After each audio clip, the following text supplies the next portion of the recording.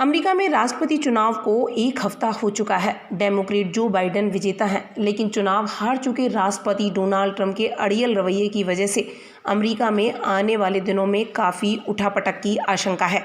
जब Joe Biden को विजेता बताया गया तो ट्रंप ने कहा, साधारण सी बात यह है कि ये चुनाव अभी खत्म होने से बहुत दूर है। उन्होंने कहा, मैं तब तक आराम नहीं करूंगा जब तक कि अमेरिका के लोगों की तरफ से ईमानदारी से दिए हुए वोटों की गिनती नहीं हो जाती, और यही लोकतंत्र की भी मांग है।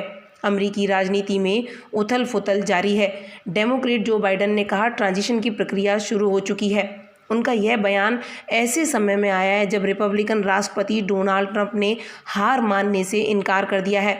बाइडेन की माने तो वे राष्ट्रपति पद संभालने से पहले ट्रांजिशन की शुरुआत कर चुके हैं। गौरतलब है कि 3 नवंबर को हुए चुनावों में बाइडेन को बड़ी जीत मिली है। एक प्रेस कॉन्फ्रेंस में सवालों के जवाब देने में बाइडेन ने कहा, हमने पहले ही ट्रांजिशन की प्रक्रिया शुरू कर दी है। हम इसे जारी रखे हुए हैं और प्रशासन का काम भी जारी है। हमारी जीत को पहचानने में असफल रहने से हम जो कर सकने में समर्थ हैं उसकी दिशा नहीं बदलने वाली है। बाइडेन ने इस बात पर भी भरोसा जताया है कि उनके विपक्ष की तरफ से जीत को स्वीकार न करने का उनकी योजनाओं पर कोई फर्क नहीं पड़ेगा। साथ ही वह अब से लेकर 20 जनवरी के बीच क्या करने में समर्थ हैं, इस पर भी कोई असर नहीं पड़ने वाला है। बाइडेन ने कहा, पूरी रिपब्लिकन पार्टी को इस स्थिति में रख दिया गया है जहां वर्तमान राष्ट्रपति की तरफ से उन्हें कुछ हद तक डराया जा रहा है। बाइडेन से पूछा गया क्या वे ट्रंप से मिल चुके हैं।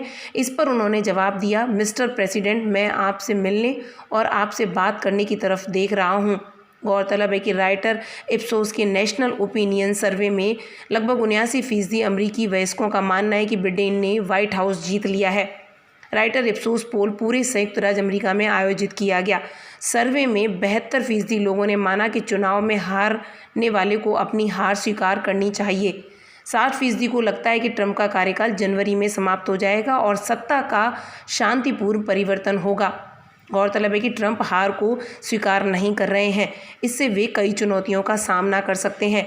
अपने कार्यकाल के दौरान वे तीसरे ऐसे राष्ट्रपति रहे हैं जिन पर महाभियोग भी चल चुका है। ऐसे में विशेषज्ञों का मानना है कि राष्ट्रपति पद से हटने के बाद ट्रंप को कई मुसीबतों का सामना करना पड़ सकता है।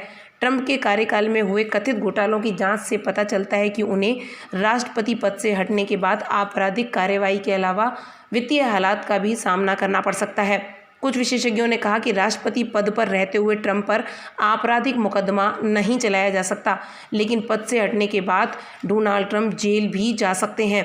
न्यूयॉर्क स्थित पेस यूनिवर्सिटी में संविधान विधि के प्रोफेसर बेनेट का कहना है, ट्रंप पर बैंक्स, टैक्स और चुनाव धोखाधड़ी के अलावा धन शोधन जैसे मामलों में भी आरोप लग सकते हैं।